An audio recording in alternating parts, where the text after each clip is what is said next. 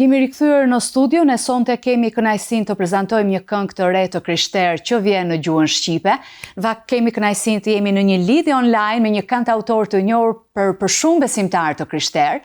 Alban Telaj nga Korça, drejtues adhurimi prej vitesh, i përfshirë në shumë shërbesa në Shqipëri dhe jashtë saj. Aktualisht jeton në Suedi, por vazhdon të sjellë këngë adhurimi në gjuhën shqipe. Së fundmi ai ka publikuar një këngë të re që fton zemrat tona në adhurim. Alban, mirë se erdhe dhe faleminderit që je me ne në këtë intervistë. Mirë se u gjeta. Faleminderit për pjesën online. Faleminderit. Na pëlqen fakti që edhe pse prej vitesh jeton në Suedi, ti vazhdon ta përdorësh talentin tënd për të na sjellë këngë adhurimi në gjuhën shqipe. Dhe të falenderojmë për këtë përkushtim ndaj kishës shqiptare. Është kënaqësi që ti këndojmë Perëndis në gjuhën tonë anëtare, aq më tepër që edhe fëmijët e mi këndojnë edhe flasin shqip, por është privilegj ti këndosh Perëndis. Jo çdo kush e ka këtë privilegj, por ne Zoti na i ka dhënë. Aq më shumë ne që e mbartim një talent të tillë. Po, lavdi Zotit. Alban, ndërkohë çfarë historie ose çfarë lutje qëndron pas këngës së re? Si lindi kënga që ne po prezantojmë sonte për herë të parë në TV7? Do adhuroj emrin tënd. Titulli. Do adhuroj emrin tënd, po. Faktikisht, para se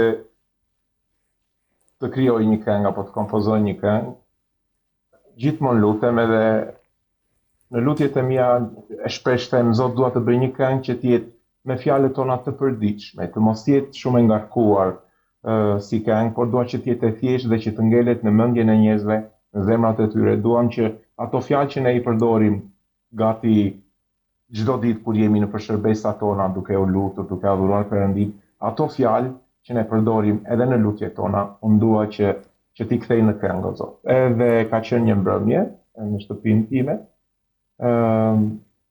ku kam një zyrë si të vogël, si mund të thuash, që e përdor edhe kompjuterin edhe kitarën. Dhe atje lindi kjo këngë, kam thënë Zot, unë dua të adhuroj emrin tënd. Nuk e di, Zoti e vendosi këtë melodi në zemrën time dhe filloja të shkruaja këngë. Kështu lindi. Dhe para se të vazhdojmë me bisedën, unë do t'ju ftoj të ndalemi për një moment të adhurimi dhe të dëgjojmë së bashku këngën më të re të Alban Telaj. Do adhuroj emrin tënd.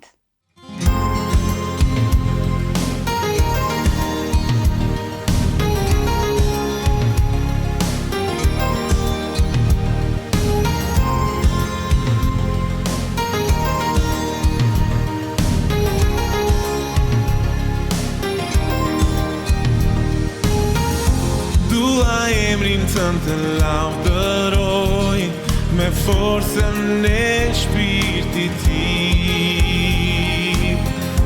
Do të lavdëroj unë ty, o Zot, sepse ti më bëre të lim. Do të adhuroj emrin tënd, o Zot, emri yt midis kohëve shkëlqen. Do të adhuroj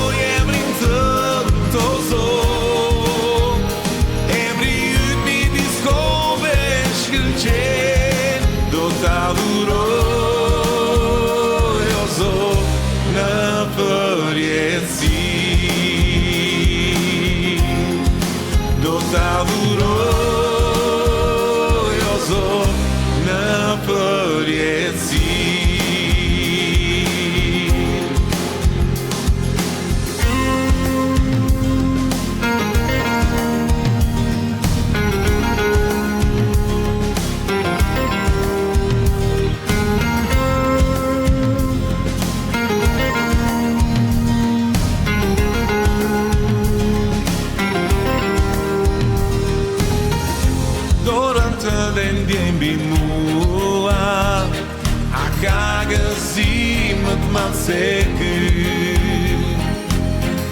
mbreti vet më prek dhe më shëron çdo plagë që kam në shpirt.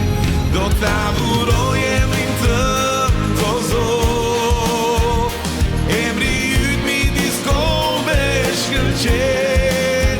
Do të adhuroj emrin tënd, o Zot, emri yt midis kohëve shkëlqen. Do të adhuroj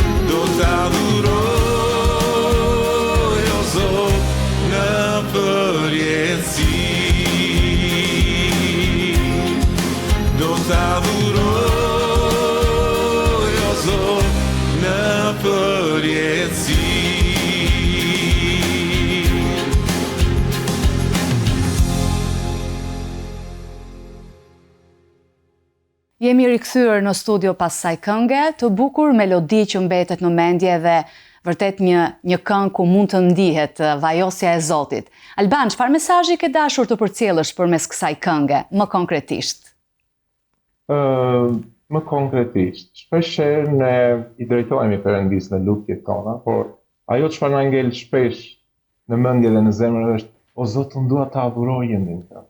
O Zot, unë dua të shpall gjithë botës emrin tënd. Dua që t'i tregoj gjithë botës që Zoti im është i gjallë, që Perëndia im është Perëndi i gjallë veprues, dhe Perëndi që e njeh zemrën time në detaj. Faktikisht do doja që të përmendja një varg të shkurtër nga Bibla. Dua që të dal paksa nga intervista dhe t'i rikthehemi sërish bashkë, por dua të them vetëm që Jezus Krishti është e vetmja rrugë. Dhe ai e thot në Bibël, thot: unë jam rruga e vërteta edhe jeta. Askush nuk vjen tek Ati vese nëpërmjet meje. Pra është e prerë. Jezusi është e vetmja rrugë. Kështu që le të nxisim njëri tjetrin në këtë garë që kemi nisur, në këtë rrugë që po ecim. Nxisim vëllezërit, motrat në Krisht, por edhe ata që janë duke dëgjuar të intervistë, ta shohin Jezusin si të vetmin Zot, si të vetmin shpëtim, është e vetmja rrugë. Po. Alban, kush të ka ndihmuar në realizimin e kësaj kënga? Ke një falënderim të veçantë për dikë që ka qenë pjesë e këtij projekti? Patjetër. Dua të falenderoj personin e parë që ka qenë interesuar të më ndihmoj, Besin, Besmime Çollari, na im ka adresuar tek Qimi, pra Shkëlqim Dule, që ka bërë një orkestrim për mua, fantastik, shumë të mirë. Kështu që i falenderoj që të dy çunat, që domethënë Besi si fillim më ka lidhur me Qimin, me Shkëlqim Dulen, më pas Shkëlqimi i ka dhënë atë bukurinë këngës që siç edhe dëgjuam këngën. Po, melodia shumë e bukur. Orkestrimi. Që të dy i përshëndes, Zoti t'i bekoj. Kjo këngë a është për adhurim personal apo edhe për adhurim në kish? Si e imagjinon ti që kjo këngë të përdoret nga besimtarët e krishterë? Shiko, mund ta përdorësh edhe në adhurim, edhe personal. Pra, jam munduar që këngëve të mia t'ju jap atë konotacionin e dyfisht. Kështu që edhe në kohën personale me Perëndin mund ta përdorësh si këngë personale për veten, por gjithashtu edhe ta këndosh në kish, për t'i kurajuar kishën. Se jo. Çfarë do thot për ty fakti që kjo këngë këndohet në gjuhën shqipe? Pra, sa e rëndësishme është për ty gjuha amtare në adhurim? Iko, ne si shqiptar duhet të paraqesim këngët tona. Në lutjet e mia si fillim, kur kam thënë Zot, nëse ti do që të më përdorësh në këngë adhurimi apo edhe lavdërimi, do doja që ne si shqiptar të kemi këngët tona, pse jo? Identitetin tonë. Unë dua që t'i nxit që të gjithë vëllezërit edhe motrat që kanë këngë, që kanë një talent të tillë, pse jo të mos e vënë në përdorim? Pse jo të mos e përdorin për të inkurajuar njëri tjetrin? Pra si e sheh sot nevojën për këngë të reja adhurimi në kishat shqiptare, për këngë të reja në shqip flas? Kohët e fundit kam parë edhe kam dëgjuar këngë të bukura nga shumë vëllezër dhe motra që ka bërë. Inkurajohem. Si të thuash, po fillon ai rizgjimi paksa. Domethënë kam dëgjuar edhe ka nisur programe që kanë nisur për të nxitur të rinj, për të krijuar këngë të reja. Dhe kjo gjë më pëlqen. Ndërsa je drejtues adhurimi prej shumë vitesh, çfarë do të thotë për ty adhurim përtej muzikës? Adhurim përtej muzikës. Në grupin ku jemi këtu në Suedi, ku mblidhemi edhe suedez, edhe shqiptar, adhurojmë edhe në gjuhën shqipe edhe suedeze. Por për personin që e drejton adhurimin është përgjegjësi, sepse është ai që duhet t'i marrë të gjithë ato shpirtra që janë duke adhuruar Zotin dhe t'i çojë përpara tronit të Perëndis. Pra është përgjegjësi për drejtuesin e adhurimit, sepse ai duhet të sjellë kishën përpara Zotit. Pra ai është nxitësi, është iniciatori që kisha duhet fillojë të adhurojë, të këndojë përpara tronit të Zotit. Kështu që është përgjegjësi, por është edhe bekim. Po, ndërkohë, a mund të më tregosh edhe pak më shumë, ti fole pak për një platformë online ku mblidheni, me grupe të ndryshme, ndani këngë apo inkurajime të ndryshme, çfarë ndodh në këtë takim online? Atëre, platforma ka rreth 5 vjet që është duke funksionuar përmes Messengerit, janë besimtar, unë e kam përmendur në një intervistë më përpara, janë besimtar të krishterë që janë larguar nga Shqipëria, jetojnë në Francë, Itali, Gjermani, Suedi, dhe nuk e kanë një shërbes në gjuhën shqipe ose një kishë shqiptare në vendet ku jetojnë. Por edhe nëse do të shkoni në një kishë që është e krishtere, por është në gjuhën gjermane apo frënge, nuk do e kuptonin mesazhin të plotë.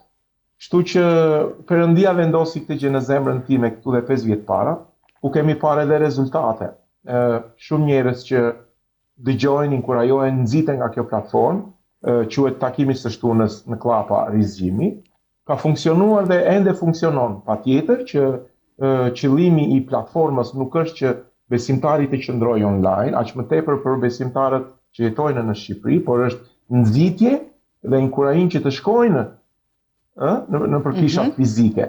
Pra këtu online unë mund të nxis, pra të 2 orë që jemi bashkë, ndajmë psalme, këngë, por çelësi kryesor është kisha fizike. Patjetër që ne jemi nxitje dhe inkurajim si platformë. Po. Ndërkohë, le të rikthehemi pak edhe tek pjesa e këngës, Do adhuroj emrin tënd, Zot. Të më tregosh pak si është pritur, nuk është se ti e ke bërë publike me shumë persona, po kush ka qenë personi i parë që tha, kjo është gjëja e dur, është kënga e dur, që pati të njëjtën ndjesi si ti, se ne sonte po e transmetojmë për herë të parë në TV7. Po. Patjetër. Personi i parë që e ka dëgjuar këngën dhe ja kam dërguar në Messenger ka qenë Çimi, Ilçin Dulja. Kështu që ai e ka dëgjuar dhe ka thënë shiko, mua më pëlqen melodia, teksti shumë i thjeshtë, mbajt mend shumë lehtë. Kështu që do t'i jap edhe një formë. Po, orkestrimin. Në aranxhim. Po, pra muzika e teksti është nga ti. Po. Shumë bekim. Ndërkohë, përveç kësaj kënge, çfarë këngësh të tjera ke në YouTube që mund t'i dëgjojmë? Është më shumë se një vëlla, edhe kënga tjetër është Bekimi yt. Po. Edhe kënga që sapo prezantua sot. 3 këngë deri tani. Kemi edhe këngë të tjera, po kemi edhe këngë të tjera që janë në proces duke u punuar. Po.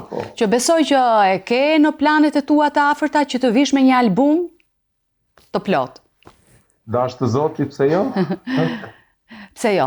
Alban, çfarë mesazhi do t'u jepje drejtuesve të rinj të adhurimit dhe besimtarëve që ndihen të thirrur të shërbejnë përmes muzikës? Mos përtojnë në thirrjen që Zoti ju ka dhënë. Të mos e lënë pasdore dhuntin që Zoti ju ka dhënë. Përkundrazi të jeni inkurajime dhe nxitje për brezin e ri, për kishën që drejtojnë në adhurim dhe ajo çfarë mbetet në mendje, sidomos në brezat e rinj. Unë për shembull kujtoj muzikë, këngë të bukura nga Vaso Vreshtulla ose nga Aurel Duro kur këndonim në kishë diku në Korçë, nga shumë vëllezër të tjerë që Eltoni, pra po përmend disa emra që njihen. Pra këngët e tyre kanë ngelur në memorien time, por e njëjta gjë mund të ngelet, të njëjtat këngë mund të ngelet në mendjen e brezit që po vjen, domethënë.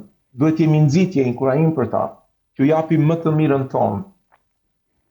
Po, si mendon, a do t'ishe ti i hapur nëse ndonjë kishë në Shqipëri ose edhe Kosovë ose organizate krishterë të ftonte në një shërbes veçantë për të kënduar më shumë si nxitje dhe bekim?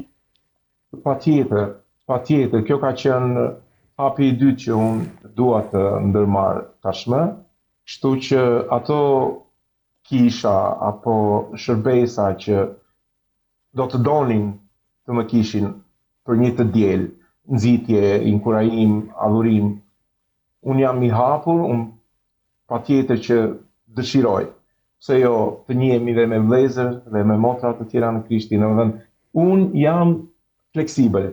Pra ti vjen nga Suedia në Shqipëri. Po. Mundesh që të vish edhe. Distanca nuk është një barierë. Jo. Sa vite ke atje në Suedi? Atëherë, prej 2014-s, diku 11 vjet e gjys, 12 diçka. 12 vite. Edhe vërtet unë të falenderoj për këtë bisedë së pari, për shërbesën që po sjell përmes muzikës, edhe pse je në Suedi, edhe lutemi që Zoti të vazhdoj të përdor fuqishëm, edhe që këngë të tjera të sjellësh edhe ta zgjerosh më tej repertorin, edhe që t'jenë bekim për të gjithë të krishterët në Shqipëri dhe përtej Shqipërisë. Shumë faleminderit. Zemra ime është në Shqipëri. Zemra ime këndon shqip. Unë jam, kështu e vendosi Zoti që unë të isha shqiptar si fillim, dhe ndjek si ti, po zemra ime është në Shqipëri. Unë dua të bekoj vëllezërit edhe motrat e mia. Mund të ketë njerëz që faleminderit. I pëlqejnë këngët e mia ose i konsiderojnë këngë normale, të bukura, okay. Por zemra ime është në Shqipëri. Unë dua, me aq sa Zoti më ka dhënë talent, dua të investoj në këngët shqiptare për Perëndin, për lavdinë e emrit të Tij. Edhe shpesh i them Zotit në lutjet e mia, qoftë jeta ime bekim për Shqipërinë dhe për të gjitha kishat. Kudo që ti o Zot do të më dërgosh më, qoftë jeta ime bekim për të gjithë. Lavdi Zotit, ne me aq sa kemi dëgjuar nga këngët e tua, ti duhet të vazhdosh të këndosh për Zotin, edhe ne presim këngë të tjera të reja nga ti. Faleminderit. Faleminderit Alban, suksese. Ndërkohë ju falenderojmë edhe ju shikues që keni qëndruar me ne në këtë intervistë dhe unë ju uroj të gjithëve të kaloni një fundjavë të bukur, vazhdoni qëndroni në shoqërinë e programeve të tjera në vazhdim në TV7.